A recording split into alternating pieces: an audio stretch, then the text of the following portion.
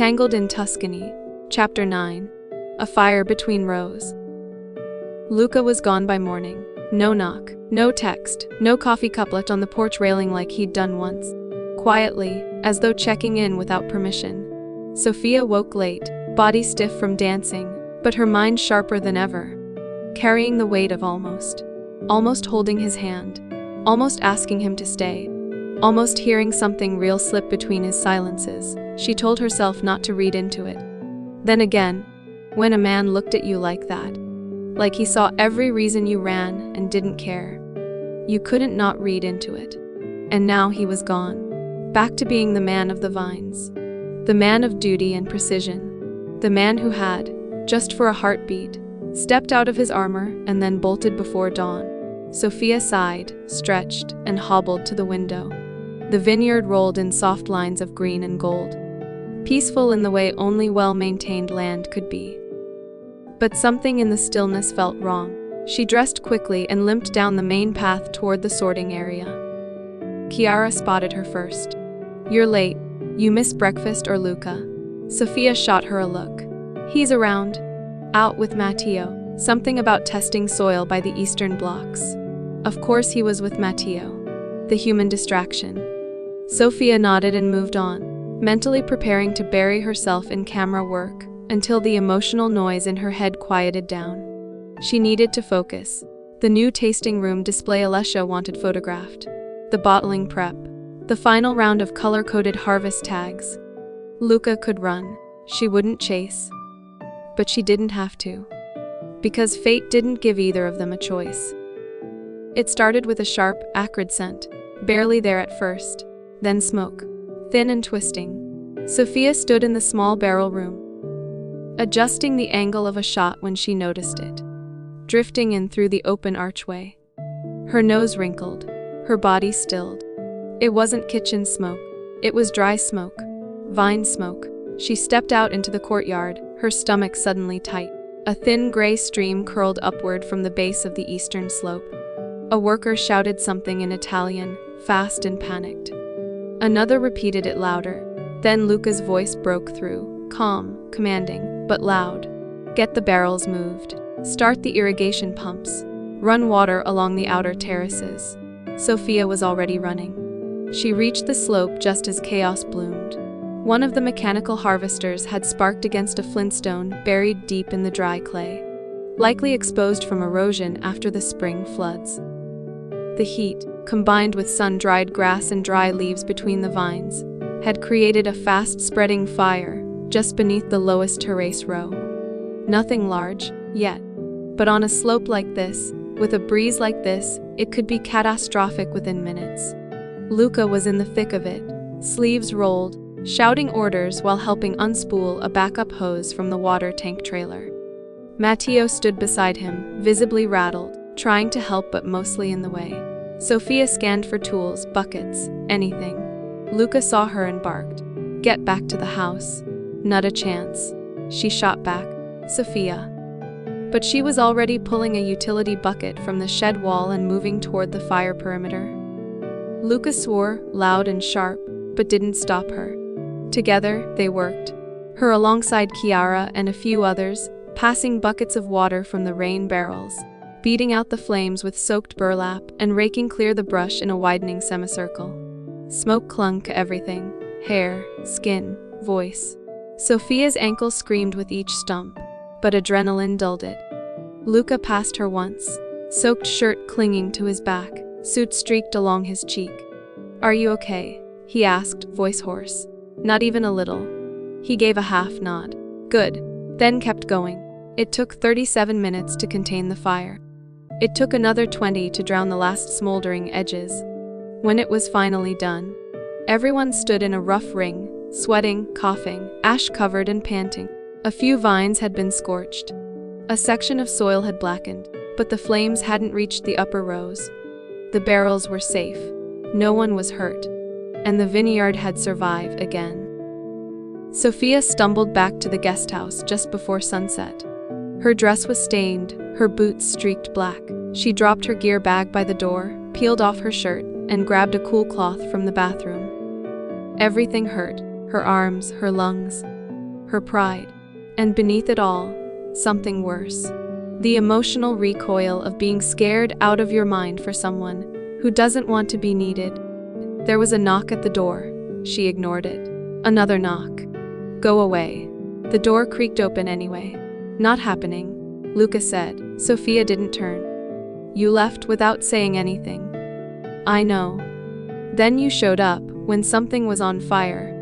That's what I do. She turned to him, finally, anger flashing through her exhaustion. No, what you do is pull people close, then shove them away the moment something feels real. Luca looked like he'd taken a physical blow. I didn't mean to. Let me guess, she snapped. You were protecting me. Or yourself. Or your schedule. Whatever makes it easier not to let something change.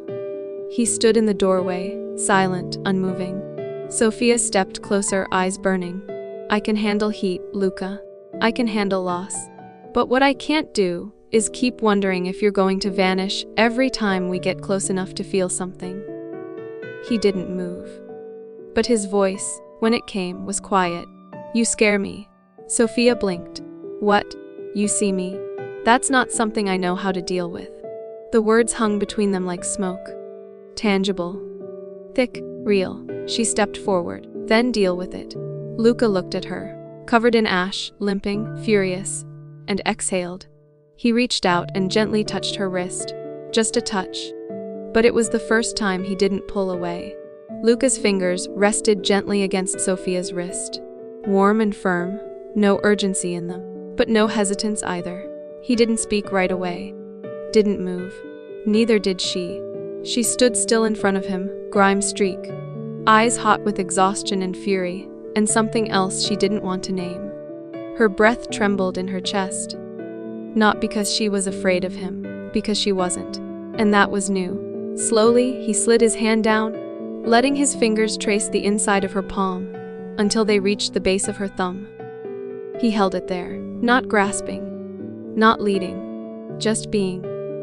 The contact wasn't intimate by any physical standard, but it felt like the most honest thing either of them had done. I've spent years fixing things I can see, Luca said quietly.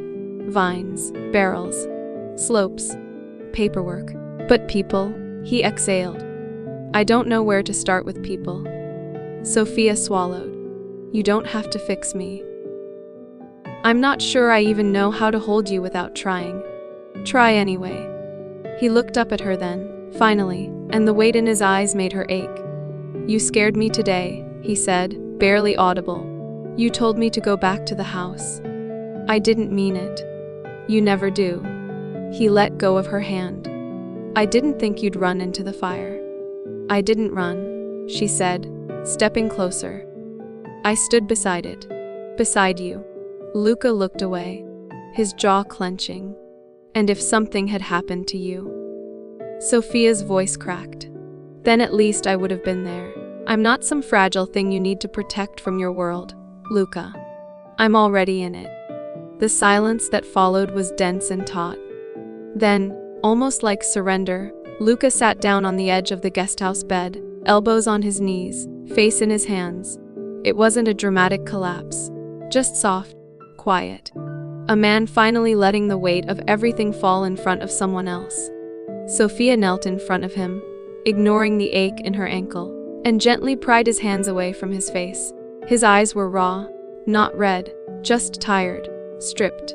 I'm still here, she whispered. And so are you. Luca nodded. Then, without warning, he lifted a hand and cupped the side of her face, just the edge of her jaw, his thumb brushing beneath her ear. I can't promise you I'll always get this right. She leaned into his touch. Then don't. Just promise you won't disappear. He closed his eyes briefly. I'm trying. She touched his wrist. That's enough. They stayed like that for a while. No kiss, no declaration. Just breath and closeness and the quiet hum of understanding. Eventually, he stood and helped her to her feet. You should shower, he said, voice rough. You're covered in smoke. So are you. He smiled. Barely. Then we're even. She looked up at him. You sure you're okay? He nodded. I will be. Want to stay. she asked, the question barely more than a breath. Luca hesitated. Not because he didn't want to. Because he did. And for once, that scared him more than the fire had. But instead of running, he reached down and unzipped the boots from her feet. One at a time. Gently. You rest, he said. I'll come back later. And he left. Just like that. But not coldly. Not like before. This time he left something behind, a shift in the air, a promise without words. Sophia stood in the bathroom 20 minutes later, steam curling around her shoulders as hot water sluiced over her skin. The suit and tension slid away inch by inch, but her thoughts remained tangled. Not in what almost happened, but in what was starting to. Luca was changing, slowly, reluctantly. So was she. She remembered the way he looked when he said, "You scare me." Not angry, not cornered, just honest. It was the first time someone had admitted that without turning her into a problem. She dried off, pulled on soft cotton shorts and a borrowed Vineyard sweatshirt, and sat by the open window, letting the evening air cool her. Outside, the vineyard was darker than usual. The fire had been small, containable, but it had left a mark, a narrow row of scorched earth and charred vine stumps near the eastern slope. A scar, not wide enough to destroy, but enough to remind them how quickly control could turn to chaos. Sophia understood that, better than she liked. Just before midnight, a soft knock echoed against her door. She opened it without asking who it was. Luca stood there with 2 mugs of something warm. "Chamomile," he said. She smiled, heart tugging against her ribs. "Come in." He stepped inside. This time, no armor, no clipboard, just Luca. The man, not the vineyard. They sat together on the couch, knees barely touching, mugs warming their hands. They didn't say much. They didn't need to. The silence between them wasn't empty anymore. It was safe, and when Sophia finally leaned her head against his shoulder, Luca didn't pull away. He just exhaled. And stayed.